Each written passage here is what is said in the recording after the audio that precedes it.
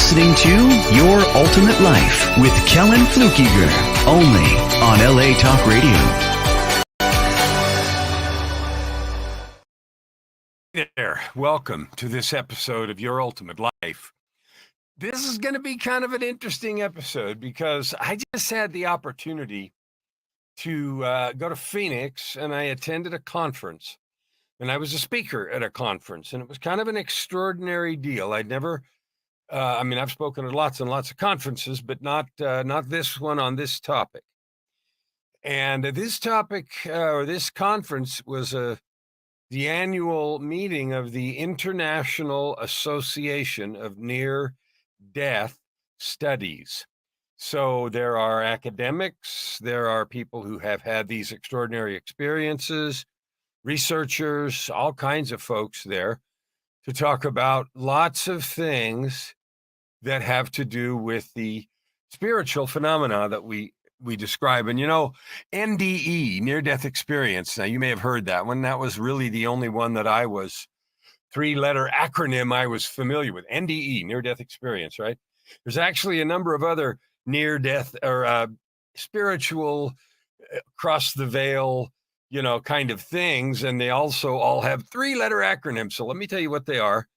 And then I'm going to tell you some things that I observed and I spoke, and what happened during the speaking, and what's going on there. But I think you'll find this really interesting as it relates to creating your ultimate life. And here's why.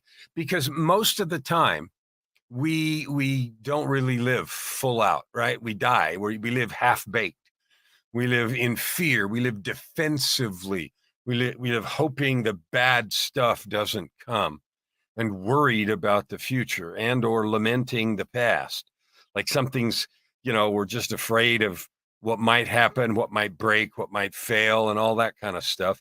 And so we, I don't know about you, but a lot of people live half-baked, not all in. When I was a kid in grade school, in different grades, and I don't remember which grade this was, but I had one teacher who, and this might have been the 6th grade, but after lunch, she would read to us a chapter or two out of different books. And lots of the books were really interesting, really. And then many of them were motivational and stuff like that. But it was this one book that she read, story, and it was about an old man, a grandpa, right, who was getting on in years. And and, his doctor told him to take it easy and relax and not do this and not eat that and take care of his digestion and his body failing this part and that part and whatever, right? A bunch of restrictions and instructions. And he had a grandson, and his grandson would come and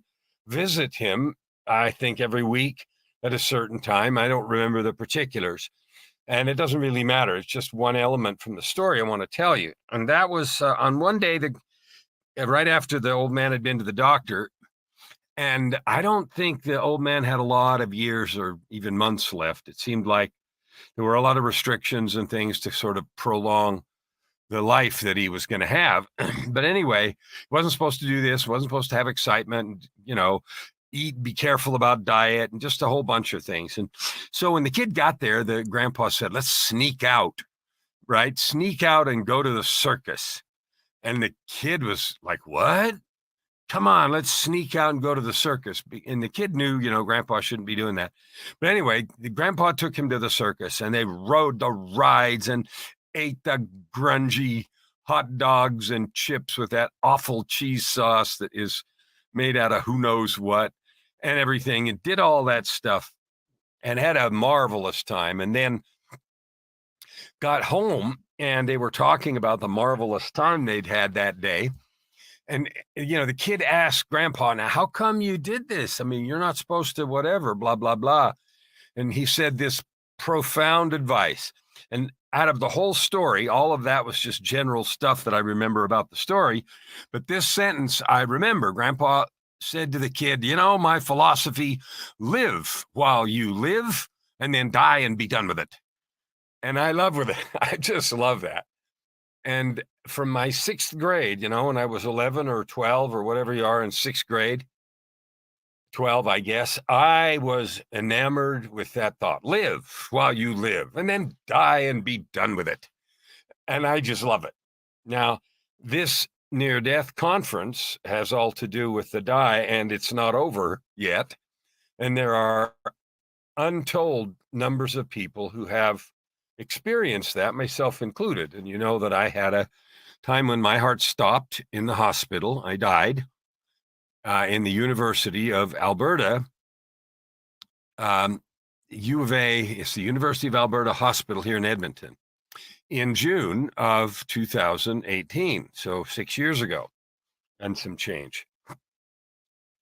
And then I was revived and so forth. And during that time, I had 3 conversations with God at the door between life and eternity. And we've talked about that. An episode a little while ago was what dying taught me about living.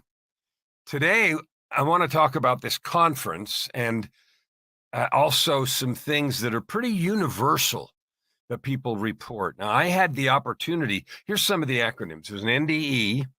There's ADC, which is after death communication. And of course, anybody can say, well, my grandpa, or my brother or husband or wife or something, I felt their presence. And that's true.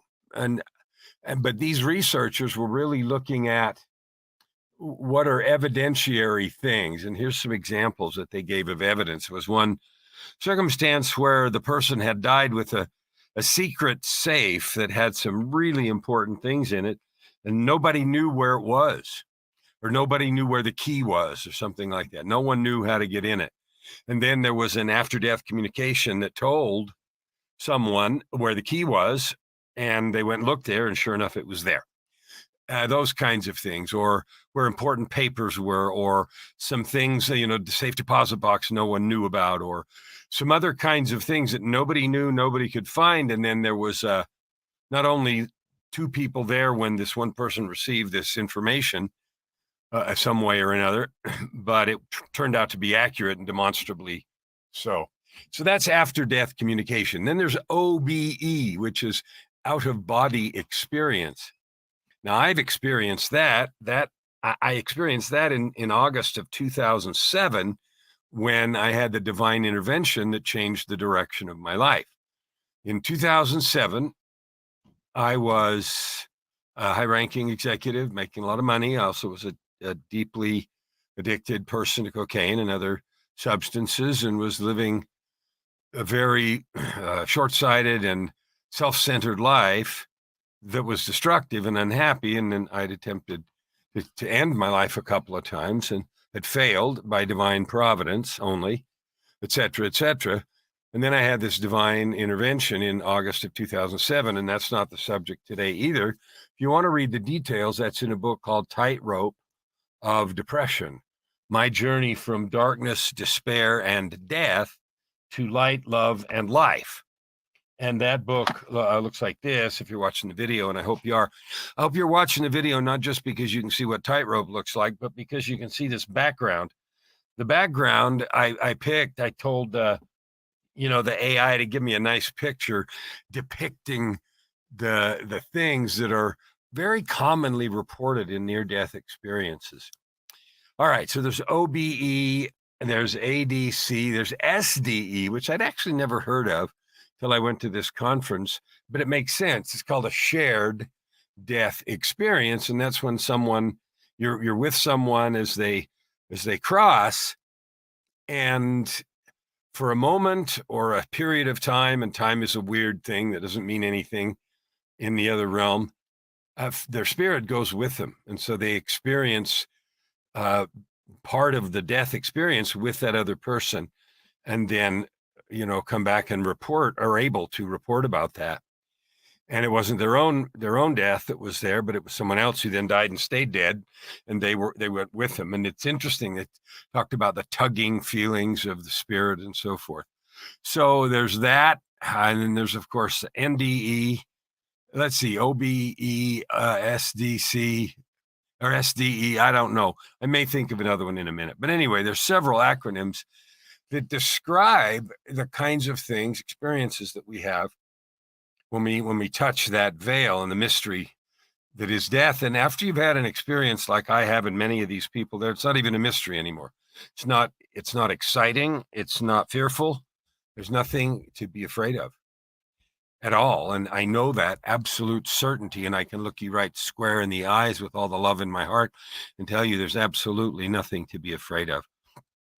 What I was struck by was I spent some time in what was called the experiencers room. Now, for 4 days, they had presentations and talks, some by academics that had gathered all kinds of data and information about these different phenomenon and interviewed hundreds of people, and lots of them with corroborating evidence, with people there also, and et cetera, et cetera.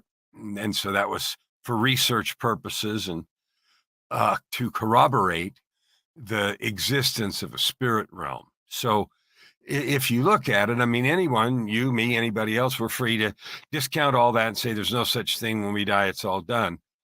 But you know what? If you look into the evidence, there's way, way, way, way, way too much evidence to the contrary. There's evidence, hardcore scientific evidence, that there is a continuation of life. That's important because it changes how we think about life here. Now, my experience certainly changed everything about what I thought was important and about life here, just like many, many others reported. And what I noticed is listening to different people tell their experiences and the different presenters present their studies and evidence and things, is that we're fascinated and horrified at the same time by death. It represents a permanent transition that we now know a lot more about than we used to, but there's no coming back from most of the time. And those of us that do know that there will come a time when we won't. But there's nothing to be afraid of about that. And what the thing I noticed most strikingly is that most folks still are reluctant, afraid, held back in some way from talking about in detail things that they saw, heard, experienced, and now know. I think I don't have that particular feeling, because as soon as I got back by in September, was in the hospital for a month in a coma most of the time. In June and July, I got out in the first part of July, and by September, I'd written 2 books, Meeting God at the Door, Conversations, Choices, and Commitments of a Near-Death Experience. And that looks like this. You're looking through it because it's green on the cover. And the other one's called the Book of Context, which was a framework given by Revelation during that time about how to change harmful or negative or limiting beliefs that we have about our life and possibility. So then I went on a tour literally in October after I'd been out of the hospital a mere 3 months, and I could barely stand up the first month, and I'd learned to walk by then. But I went out to several places and spoke, and one of them was like an all-day seminar where I was the only instructor. So I went right away to talk about these things because I thought they were so important. And some people come back with spectacular claims and, predicting the future and all that. And I'm not going to say anything about that. To me, that misses the point, quite frankly.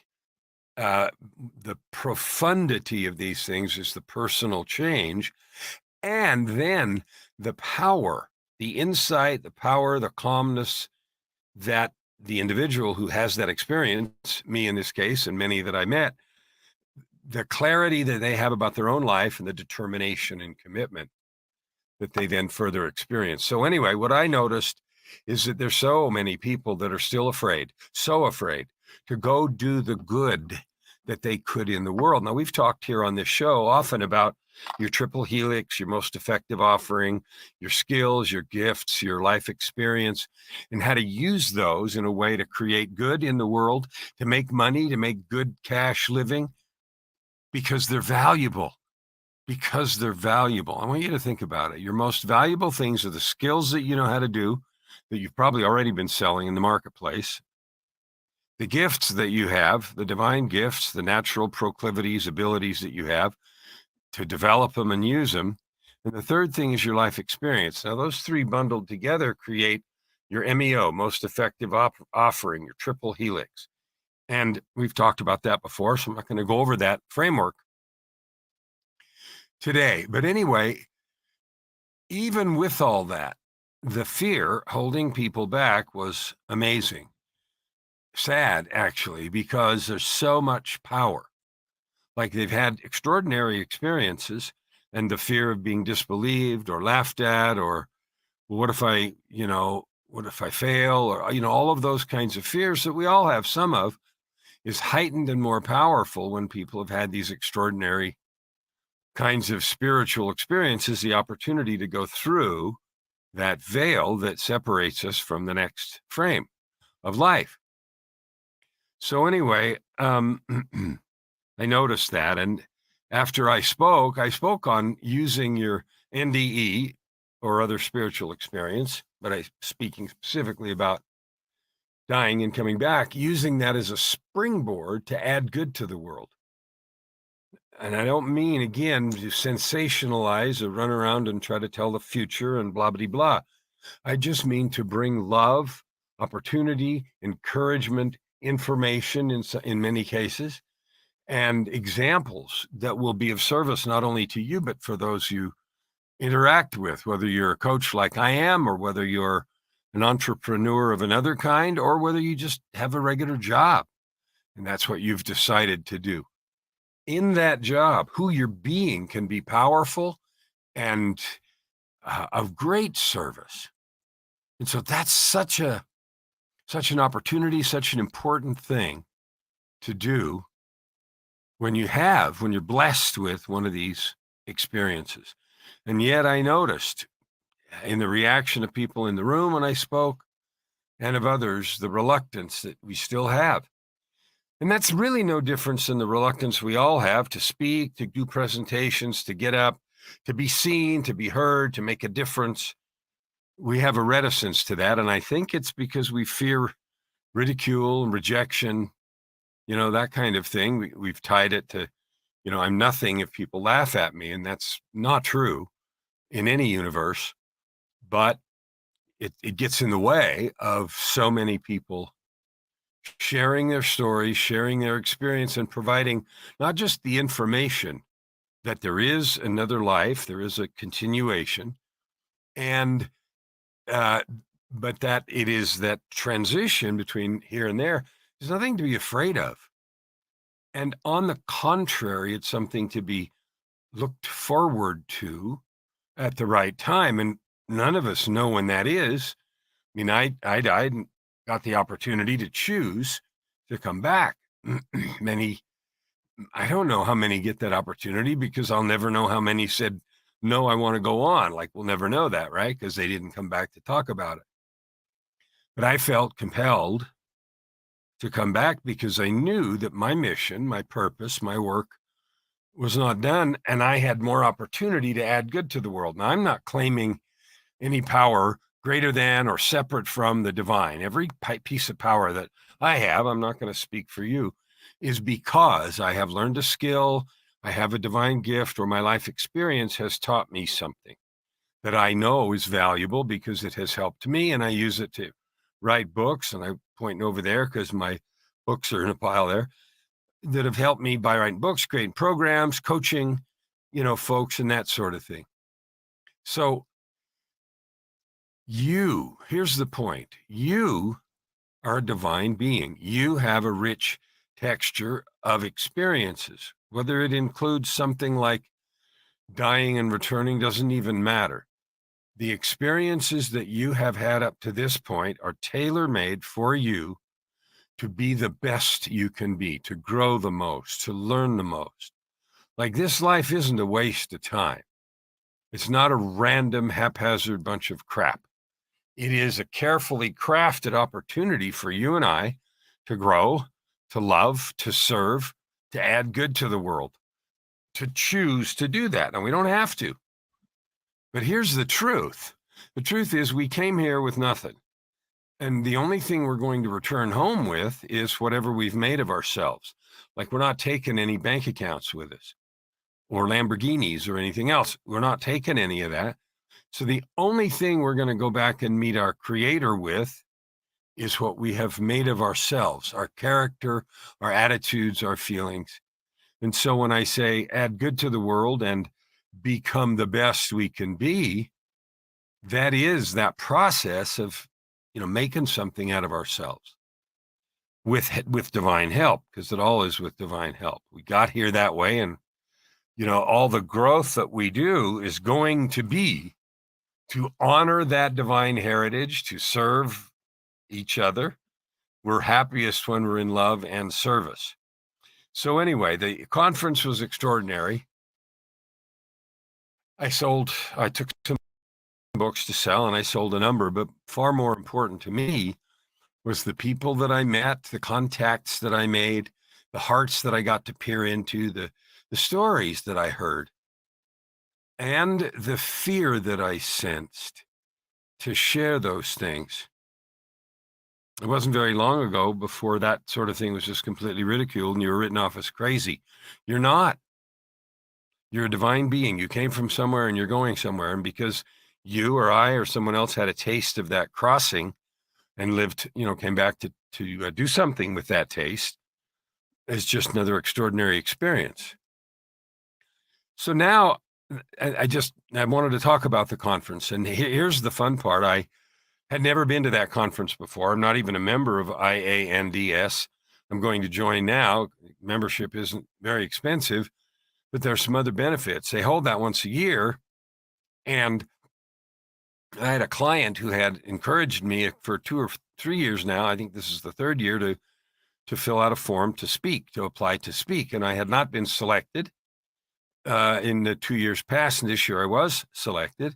And I had a whole hour, which some people only got a half an hour. I got a whole hour in the second to the largest ballroom. And because I spoke from my heart and talked sincerely about this experience, and I've talked about personal truth document, I've talked about morning rituals and self-creation and all that here a lot of times on the show, and that all made such a difference.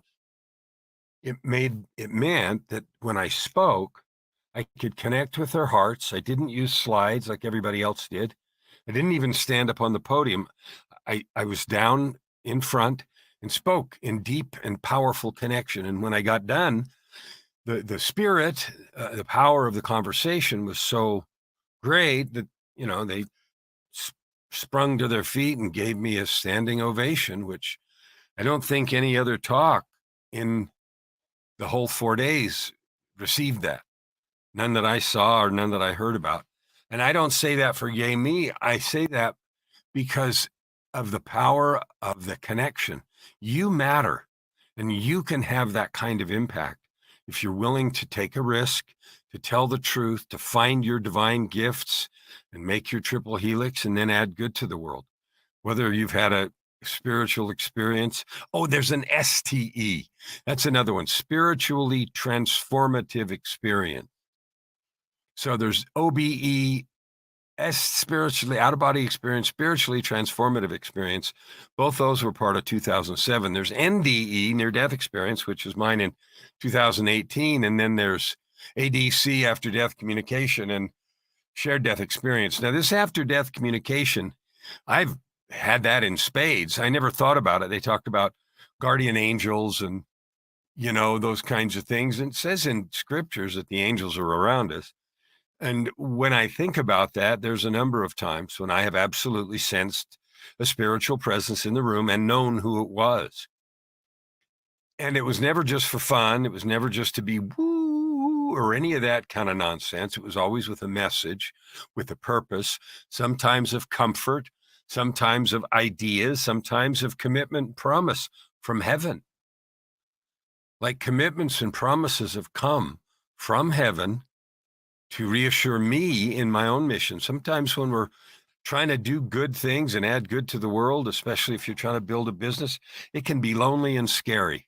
You can feel like you're doing it wrong and second guess yourself and a whole pile of other stuff. And that kind of reassurance that comes from the heavenly realm is the most powerful by a million miles. Nothing can touch it because somehow it speaks to that core of your soul. So that's about the conference. And as many of the acronyms as I can remember, and it doesn't matter. I just thought it was fun. Now, the last half of our session today, I want to talk to you about 10 things. 10 things that I personally learned and or had reinforced in my own experience, which I talked about there. That was part of my talk, both the transformative experience in 2007, dying in 2018, and then how it has shaped my life since then. And the mission that I'm on, you're part of that mission. I'm here to help 250 million people to wake up, realize who they are, divine, infinitely powerful, infinitely capable, able. You are able to overcome any challenge or difficulty you have in front of you. Whatever it is, illness, poverty, betrayal, sadness, pain, mental illness, physical challenge or disability, you have the ability to overcome, to, add good to the world anyway, and have a profoundly joyful life. Okay, so here are the 10 things that I collected that I wanted to just mention and talk a little bit about how they showed up to me. The first one is a peace beyond fear. I didn't think about this during my near-death experience, during my 3 conversations with God, but because of the life that I'd lived and the suicide attempts and the drugs and the failings and everything else, the idea of meeting God was terrifying. I knew that I would be condemned and screamed at and burned at the stake and sent to hell and everything else because I deserved it, right? And what I noticed afterwards, and I didn't realize how profound it was until after the experience was over, was the complete absence of any of that. There was peace. There was just peace. I wasn't afraid to be in the presence of God. I didn't cower in fear. It didn't even occur to me to do that. So there was a profound peace and a genuine dialogue. Can you think about that? Your God, my God, our creator, almighty, that can do and create and be anything, anywhere, all is approachable, loves you more than you can possibly understand. And I got to experience a piece of that. And it's just mind-blowing. And so I share that with you so you will feel loved and know that that's true, because I certainly am no different or better or any of that kind of nonsense than you are. In fact, you're probably more advanced than I am. I was so lost that I had needed some pretty extreme wake-up calls. And even in those wake-up calls, there was peace and there was no fear. It is not fearful. Meeting our Creator is not a fearful thing. It's a wondrous and powerful thing. The second thing is that was related to that is unconditional love. Now, I was raised without that. I did not experience unconditional love in my upbringing. The biggest emotion that I remember in my childhood is fear, because I got, not always, but there were periods of time where I got spanked or beat every day. Every single day I did something that was worthy of slapping, screaming, spanking, kicking, some other kind of physical mutilation and occasional, sexual intimidation or sexual abuse. And that happened more times than I can even count. And I definitely remember thinking, this is every day. And I remember being in my room one day screaming silently, because I didn't dare scream out loud out the window at God, what's wrong with me that I get beat every single day? And so the idea of unconditional love, I did not experience any of that. It was a mythical thing. It was a thing that did not exist. And to me, it was conditional on, if you're a good boy, then you get love. You get loved when you are a good boy. And that's how it was all connected for me. And to experience the overwhelming, and this is something reported by nearly every person that experiences a transition across the veil and back, is this unconditional, incomprehensible love. And that doesn't mean acceptance of everything. It doesn't mean justification of everything. It's hard to explain because there's still right and wrong. There's still consequences. There's still cruelty and kindness. But at the same time, there's this basket of unconditional love and encouragement that is so amazing and overwhelming. The third thing is how connected we are. Like literally, you are my brother and sister. You are. We came from the same place. We were created by the same God. Maybe we knew each other. Maybe you've had that experience of meeting someone that you knew before, and you have that sense. I have had that experience. And I'm looking forward to dying for real this time and meeting those people with whom I know I have a connection, a friendship, an intimate knowledge and feeling. I'm looking forward to that. And there's some of the same people who I have felt in my presence spiritually at different times. We are interconnected. And that goes beyond just humans. All life is sacred. And I don't mean, I'm not trying to take a position, you never hunt or you do whatever. I'm not standing on any soapbox here, or that animals can't be used for food. But I am taking the position that life is sacred, plants are sacred. Together, we are part of this amazing, astounding, beautiful, breathtaking, divine creation called life. And every piece of life has spirit in it. We're told in scripture that the rocks and the hills sing at some point when God returns. That's going to be interesting to see, right? But we certainly know absolutely without question that you can feel the life in plants. There's all kinds of studies about plants doing better when they're treated kindly and spoken lovingly, toward them and so forth. They grow better and faster. So there's an energy in love that can't be comprehended, but it does connect us. Love is literally the power and the essence that binds things, that keeps stuff organized, that makes the world and the universe stay as it does. The next thing that I certainly noticed, and that many, many report, is that time is an illusion. Like we have a method here: yesterday, today, tomorrow, and we have this sequence. But I can tell you, when I was having these conversations with God, time didn't mean anything. Like my recollection or my experience is that the first conversation was short. One question: do you want to come home? And we talked about it. And I said, no, I'm not done yet. My recollection, and I'm sure that's when they restarted my heart because I was flatlined. Because I decided to stay. And so it's like, okay, boom, heart restarts. The second conversation was long, felt like long, perhaps hours. I don't know, because time doesn't mean anything. There were lots of things that happened, and they seemed to happen in sequence, which means in our understanding, they took some amount of time, but I really have no idea. Right. And, I was out in a coma for 17 days. And during that coma, like it all passed in an instant. And then I was out of the coma, and I think I was in the hospital 28 days or something. So the next 11 days seemed like 1,000 years. So really, like it seemed like clocks, as I looked at them, were running backwards. And I know I was hallucinating. They had me on some drugs sometimes. And I just had these crazy experiences. And the hallucinations I had then were almost always dark and fearful.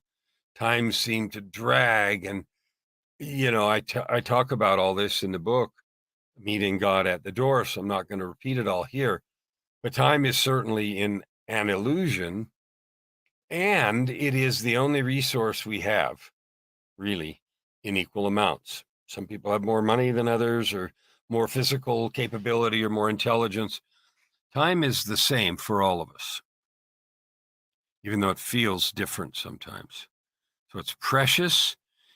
The past, the present, and the future somehow all seem connected when you're in that other realm. And here we know they influence. What I do today influences tomorrow, and what I did yesterday influences today. But it's an illusion, and that's also reported by everybody who has these kinds of experiences. The fifth one I want to talk about is the power of thought and intention. We sometimes say, well, if I'm thinking negatively, I'm the only one that's hurt, or it's my own thoughts. It doesn't matter. And we say that kind of stuff, and that is the most untrue thing I can't tell you how untrue that is. Your thoughts create. There's books, as a man thinketh, so is he, and that's a partial quote of a scripture. It means what you think comes into existence. What you speak comes into existence. What you speak quietly in your own mind influences how you feel, what you do, and what you create. So I can't emphasize enough. I knew this before, and I know it 1,000 times more powerfully now, that what you think and what you speak creates. So if you speak garbage, you create garbage. If you speak fear, you create fear. If you speak betrayal, you speak betrayal. If you spend your time in anger and frustration looking for revenge and justice, and you create retribution, negativity, and everything else. On the other hand, if you spend your time and thought and speaking in love, forgiveness, growth, excitement, reaching, all those things show up in your life. And that's where the idea of, the law of attraction sort of comes, which is what you think manifests. It does. The law of attraction by itself is not complete without the action part of attraction. The action part is critical. And the actions we take are driven by our thinking. So if we think this will never work, I can't do it, then we drag in our actions and we don't want to do things and we hang around and we waste time. If we know in our hearts and we visualize, and that's part of it, if we visualize and see the future and see possibilities, that drives us to take consistent, motivated, intentional, relevant action. And here's the key, it operates laws in the universe we don't understand. Your intention and your thinking moves other stuff besides your hands and feet. And that's the key here. We know we move things with our hands and feet and with our mind and stuff. There are other forces and other laws and other things that go to work when you speak into the conscious unified field. So that's important. And that's something that a lot of people realize when they have these kinds of experiences. Another thing, number 6 of the 10 that I want to mention here, is many people, myself included, come back from one of these experiences with a purpose and meaning energized beyond belief. I was already a coach since 2007 to 18, those 11 years. I wrote some books and I created a coaching practice, and I was, working on things, et cetera, and it was put on steroids, lit on fire, given rocket fuel, whatever, metaphor you want to use, after that happened. More powerfully engaged, more focused, more clear, more, determined. Every day, I never skip my morning creation. I never skip that because it means so much to my ability to function and work during the day. So another common theme that I certainly experienced is this yearning to find meaning. And that's one of the reasons I created this triple helix idea. Here's an invitation. If you want help creating your intention, your purpose, your life mission, that thing that fires you up, get a hold of me. I am the world-class expert at helping people discover and declare those things. A brain surgeon, rocket scientist, I can do that. You have gifts and talents and you have meaning and purpose. If you haven't found them yet, let's talk. Reach out. I'd love to help you. Okay, the 7th thing is about a book. I wrote a book about forgiveness, and part of that came from my experience on the other side. Here's what I know. As long as I carry anger, frustration, and guilt toward anybody, whether it's toward you not you, but anyone that did something to me, my parents who raised me abusively and others that did whatever they did. If I'm carrying justice and they need punishment and negativity and they don't understand how bad they hurt, if I'm carrying that kind of energy, it doesn't hurt anybody else. The old drinking poison and waiting for someone to die, it really is poison because it poisons my energy, it poisons my effort, it poisons my ability to love fully and freely here. You can't separate that. I could not love my beautiful angel wife, Joy, as much as I do if I was carrying negativity. And that was true during the years before that because I was carrying so much pain aimed at myself.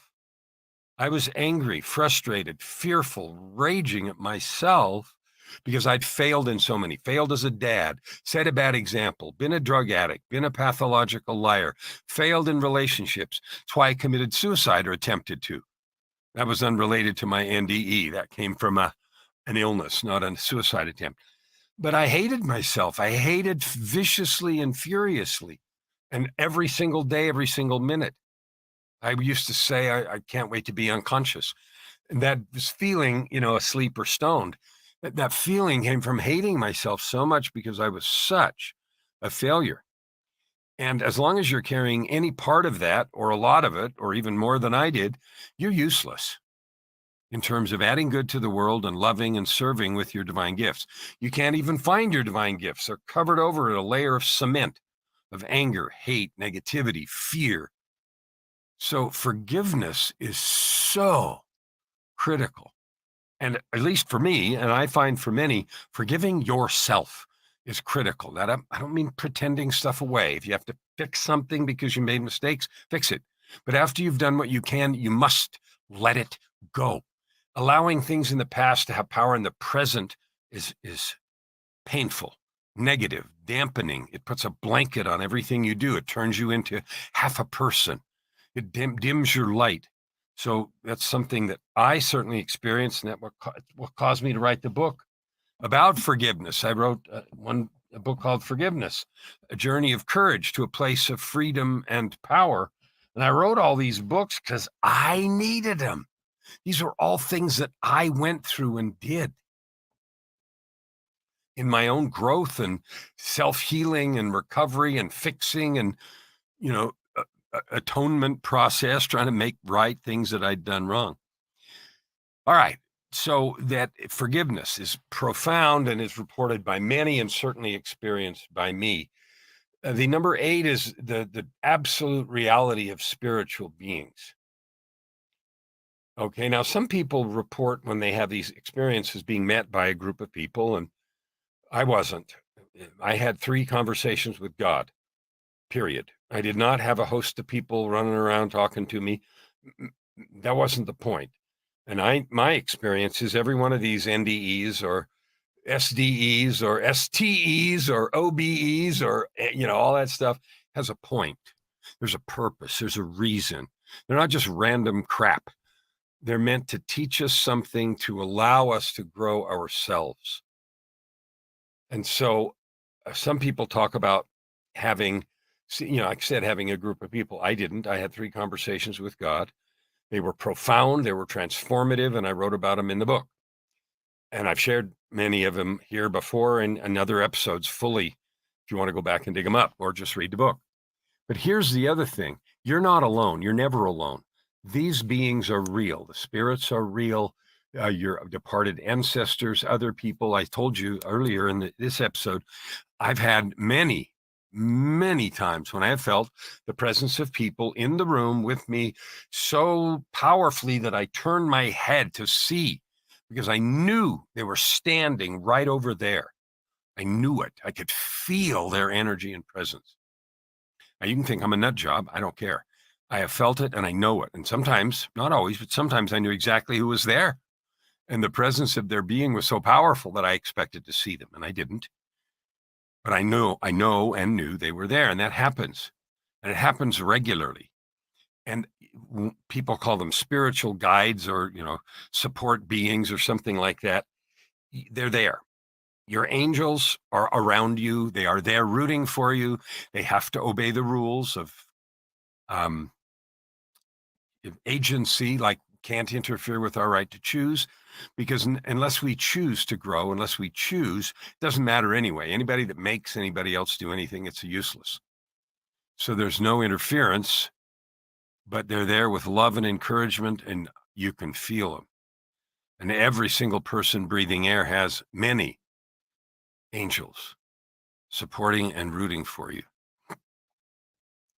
The ninth one is our consciousness. Like we're the same person. There's continuity. It continues. Like when I was talking to God, it was me. It was Kellan. I was there. It was me with the same memories and clarity that I have now. Now, when we came from before, there's a veil of forgetfulness we have, and that's part of the design. Maybe it's to learn to walk by faith. Faith is also a power. It's not blindness. Love is power. Faith is power. Faith creates. Christ taught, and other teachers too, if you have faith as a grain of a mustard seed, you can say to the mountain, move, and it'll move. Faith creates, right? And when we have faith, it is a power. It moves the energies of the world. That's the basis, frankly, of the ideas of law of attraction and of speaking things into existence. Faith is the moving power that gets that done. And love is the engine. Faith is the fuel, if you will. So those things are creative, and our consciousness continues. You were the same person before, here, and after. That's not the same as some people talk about reincarnation, where you have multiple lives and you're somebody else. That isn't not consistent with my experience. My experience is there's a continuity. Where I was before, I knew things I can't remember now for a reason. I'm here, and then when you move forward, there's a continuity of your consciousness. The last one is the most important thing, and that is you and I are connected. I'm doing all these shows. I'm doing all these shows because I love you. I want to give you encouragement, frameworks, tools, encouragement, examples, energy, permission to end addiction to mediocrity, to end excuses, to love yourself freely and fiercely and furiously, because you're worth it. You're valuable. You're capable. You're amazing. That's so important. And it is manifests itself. I used to hate myself. Now I love myself. I used to be drowning in guilt and shame. Now I live in the power of forgiveness and growth. I can hardly articulate the meaning and power that has given me. And that's the reason I love you. I don't even need to know you. I love you. You're a divine being. We came together to add good to the world. So I'm inviting you to join me. So as we wind down today, I have 3 invitations. My entire life, every day from morning to night, is devoted to one thing. I want to reach 250 million people with the message of hope and possibility, with the message of encouragement and love and capability. You're divine. You have capability, and therefore your possibility to create is endless. So I invite you to share this show with someone who needs love and encouragement. I invite you to get a hold of me. I want to meet you. I love meeting new people to see your divine capability and gifts.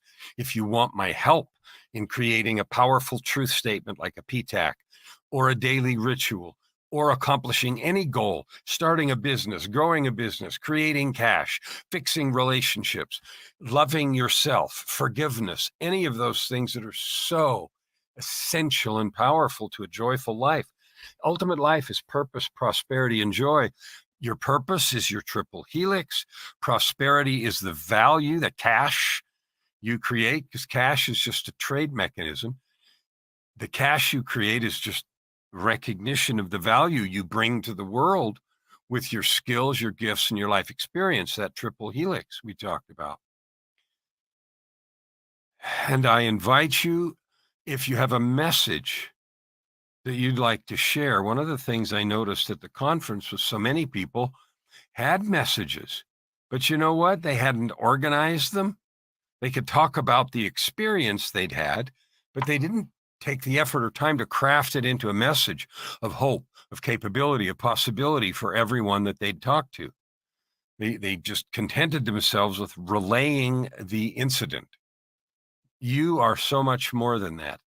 The way we add good to the world is to take all of our life experiences, including the extraordinary ones like this kind of stuff, but even our regular experiences, and making a choice to add good to the world, to love, to create, to serve, to be a beacon of light, a vessel of love, a conduit of power, to lift and to bless and to serve those around us. You and I were built to love and serve. You're called to do that, and you know you felt that. So the last invitation is to go to this URL, www.yourultimatelife.ca, www.yourultimatelife.ca, and get the free stuff. That'll put you on my email list also, and then I can send you love and encouragement every single day. I know without question you're a divine being and you can create anything you want. However, in order to make that happen, we have to follow the rules of creation. Forgive ourselves, create our own good intentions, and learn to love and to create and to serve. That's the way for any of us to create your ultimate life.